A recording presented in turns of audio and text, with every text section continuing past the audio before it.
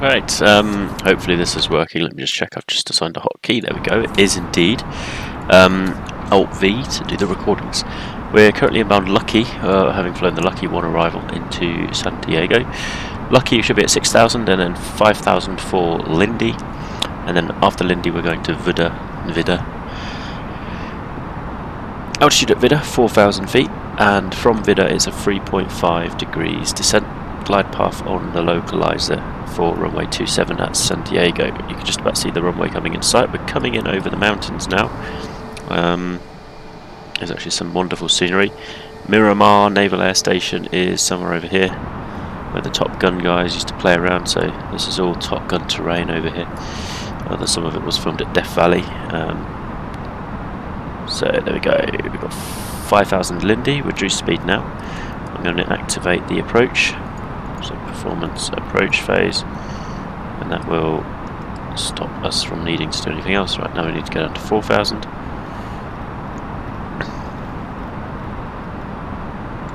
There we go, it's down to 4,000 now. Need to hit 4,000 at Vida-ish.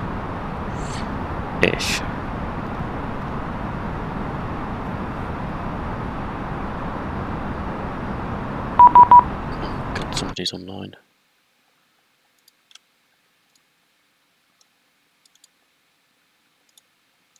He turned up out of nowhere.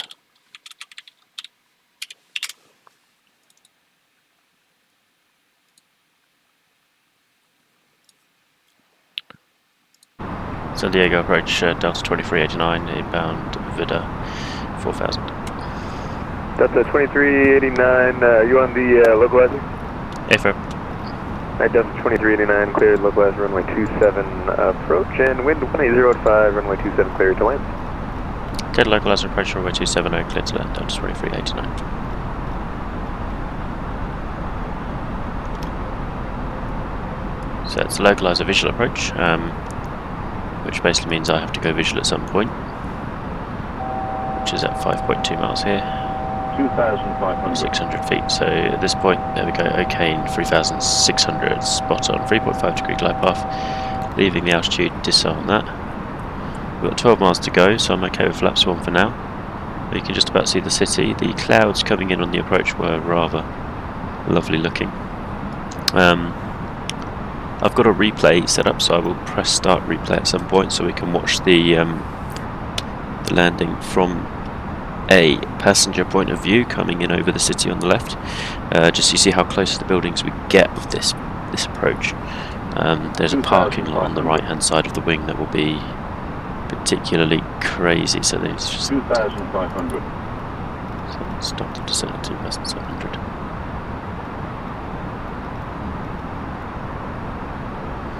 Stop at Rebo 2,500. Let's put the gear down. So Rebo's 2,000. Flaps 2 coming in now. Lost some RNAV accuracy from doing that. Spoilers, flaps and all that. So spoilers need to be armed, flaps need to be full. So we're going to hold 2,000 now. But you can see the runway there, so actually I'm going to go visual.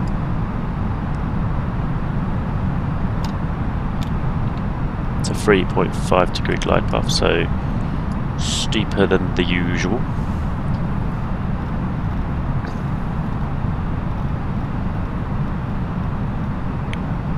So if I now press 3.5, now.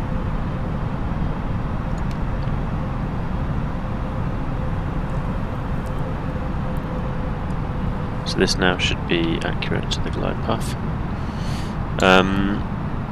So yeah, we kind of come in a little bit high. I would say switch to visual, but I have a feeling that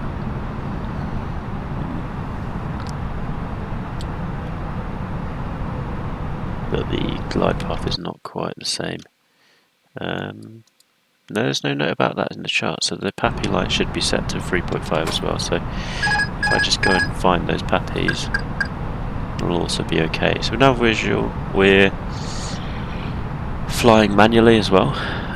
There's 2 whites and 2 reds, so that's our 3.5 degree glide path, which is probably about 800-900 feet per minute. So I'm coming in over this special hill here, I've forgotten the name of it.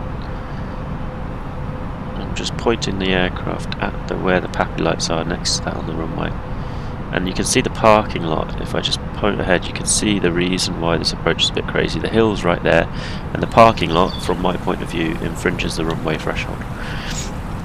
On the left-hand side, the city of San Diego coming into sight. And apparently REX has also decided to update my trees right now. 500. Because that's what that tweeting birds you can hear in the background are. So landing brake, water brakes mediums, flaps full, spoilers armed.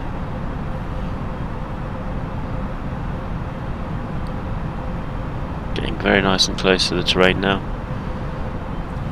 Some tennis courts there. 300. 200. I'm getting a little bit unnerved actually with how close I'm getting to this. 200. You're literally following the terrain down, so there we go, 100. Probably going to get lots of multiple call-outs on the GPWS.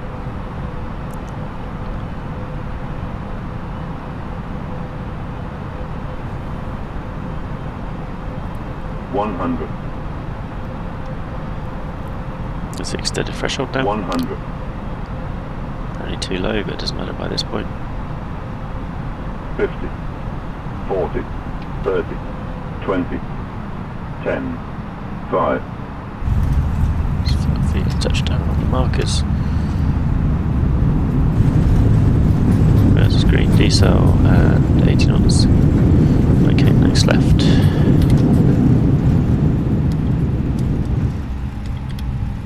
49 knots, 35, 30 knots. Disarm the spoilers and we'll turn left now.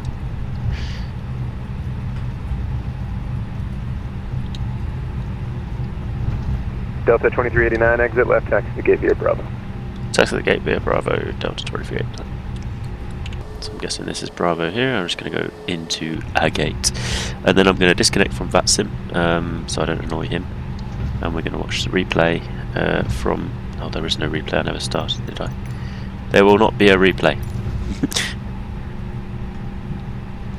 There we go. That settles that, doesn't it? But yeah, there you go. San Diego's apparently very dangerous approach. Not dangerous, more just slightly unnerving. Coming in with a non-precision approach and a 3.5 degree glide path, but to be fair, that's exactly what happens in Innsbruck.